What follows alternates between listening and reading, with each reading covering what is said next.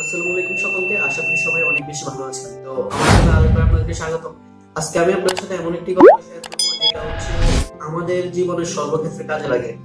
গল্পটি আমি বিখ্যাত লেখক পাওলো কোয়েলোর একটা ওয়েবসাইট থেকে নিয়েছি। মানে গল্পটি তিনি নিজেই শেয়ার করেছেন। গল্পটি হচ্ছে এরকম, একদা একজন জেলে ছিল। তিনি প্রতিদিন মাছ ধরতে নদীতে যেতেন। তার নিজস্ব নৌকাও ছিল। তো সেক্ষেত্রে তিনি কি করতেন, প্রতিদিন তিনি 2 থেকে 3 ঘন্টা মাছ ধরে চলে আসতেন। তখন একজন মার্কেটিং এর লোক, মানে যিনি ওই ঘাটের তত্ত্বাবধানে ছিলেন আর কি, মানে ব্যবসায়িক কাজে যিনি তত্ত্বাবধানে ছিলেন, তিনি মানে এই ব্যাপারটা খেয়াল করতেন। খেয়াল করে তিনি একদিন মাঝিকে ডাক দিলেন এদিকে, যে মাঝি ভাই আপনি এদিকে আসেন। তখন মাঝি তার সাথে কৌশল বিনিময় করলো। এরপরে জিজ্ঞাসা করলো, তিনি খুব ভদ্রভাবে বিনয়ের সহিত জিজ্ঞাসা করলো যে আপনি প্রতিদিন কেন শুধুমাত্র 2 থেকে 3 ঘন্টা মাছ ধরে চলে যাচ্ছেন? তখন মাঝি তাকে উত্তর দিল যে দেখেন, আমি প্রতিদিন যতটুকু মাছ ধরি সেটা আমার পরিবারের জন্য এনাফ। আমি সেগুলো বাজারে বিক্রি করে আবার যে অর্থটা পাই সেটা দিয়ে আমার পরিবারের ভরণ পোষণ, আমার ছেলে মেয়েদের লেখাপড়া সবকিছু কাভার হয়ে যায়। তখন মার্কেটিং এর লোকটি খুবই বিস্মিত হলেন যে এরকম মানুষও হয় নাকি, যে নিজের ভালো বুঝে না।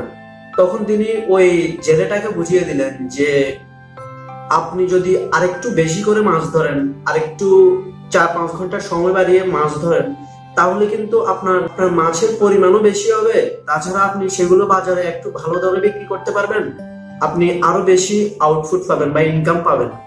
তখন জেলেকে যেরকম বুঝিয়ে দেওয়া হলো খুব ভালোভাবে, জেলে ব্যাপারটা কিন্তু বুঝতে পারলো মাথায়। বুঝে তিনি চিন্তা করলেন যে না, ব্যাপারটা কিন্তু আসলেই সত্যি। আমি যদি আরেকটু ট্রাই করতাম, কিংবা আমি যদি প্রতিদিন আরেকটু বেশি এফোর্ট দিই মাছ ধরার জন্য, সেক্ষেত্রে আমার কিন্তু আরো উন্নতি হবে। আমি আরো ভালো মাছ ধরতে পারবো, ভালো দরে বিক্রি করতে পারবো, আমার পরিবার আরো সচ্ছলভাবে জীবনযাপন করতে পারবে। তো লেখক আমাদের মতো তরুণদের প্রতি বা আমাদের তরুণ সমাজের প্রতি একটা কথা বলেছেন যে আমরা যারা যারা উদ্যোক্তা হতে চাই তাদেরকে অবশ্যই মাথায় এটা খেয়াল রাখতে হবে যে আমরা যে বিজনেসটা করতেছি সেই বিজনেসটা আসলে আমি কেন করব, সেই বিজনেসটার ভবিষ্যৎ কি। আমরা শুধু বর্তমানে যে কয়েকটা ডাটা আছে বা বিগত 2-1 বছরের আগের যে ডাটা আছে সেটার উপর বেস করে যদি কোনো ব্যবসা শুরু করি, তাহলে কিন্তু আমাদের ওই ব্যবসা না টিকার সম্ভাবনা খুব বেশি। তো সেই ক্ষেত্রে তিনি বলেছেন যে আমাদেরকে ভবিষ্যতের দিকে মনোযোগ দিতে হবে। গত 10 বছর বা গত 15 বছর আগে কি ছিল, কিংবা আগামী 15 বছর পর কি হবে, সেই দিকে আমাদের খেয়াল রাখতে হবে। যদি ওইভাবে খেয়াল রেখে ওই জিনিসটা মাথায় সেট করে ওই প্ল্যান মোতাবেক আমরা সামনে আগাতে পারি, তাহলে আমাদের একটা বেনিফিট পাওয়ার সম্ভাবনা আছে, আমাদের লাইফে সাকসেস হওয়ার সম্ভাবনা আছে।